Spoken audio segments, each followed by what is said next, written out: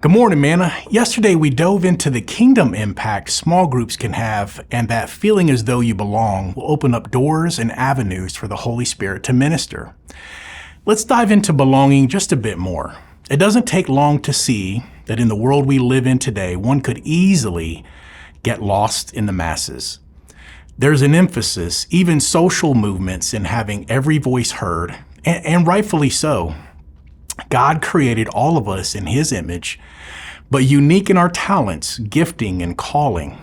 This means that each of us has a unique perspective. We have a unique life experience, and to each of us our own unique story, a story that's being written, by the way, still being written. So with that, we need to know that our story, our life experiences have contributed to who we are and who we're becoming, and although our story is unique to us, it's not just unique for us.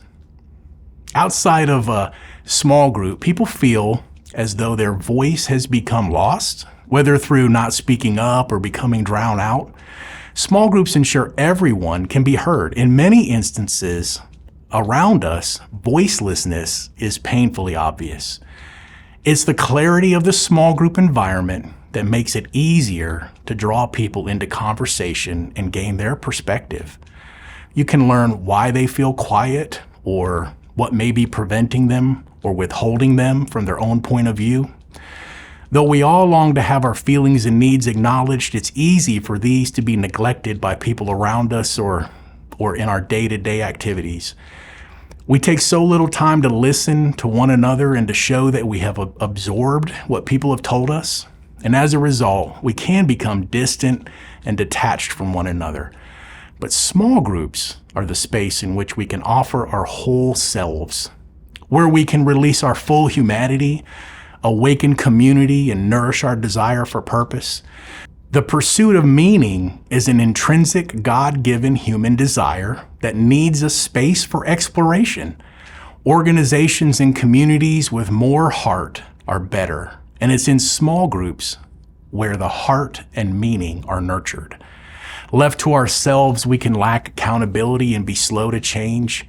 Where in large groups, it's easy for our failures to be either missed or not learned from for growth in spiritual maturity. In small groups, we can be lovingly held accountable and more easily turn something negative from our past into a positive for the future. It's in small groups that we can find quick self-corrective behavior. Small steps in small groups are the best way to transform our communities.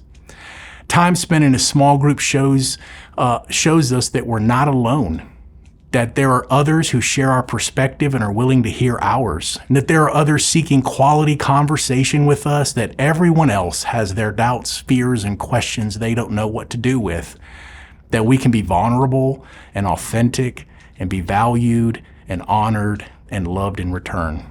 Ultimately, small groups are a way of living out our purpose, both as individuals and as a group of believers, to be the church. We share a common foundation of faith, and God has called us to live out the implications of that faith in a relational community, in small groups, to be the salt and light of the world. Thank you so much for sharing this time with me. If you haven't checked out Manna's fall groups, please do so. I'll see you tomorrow.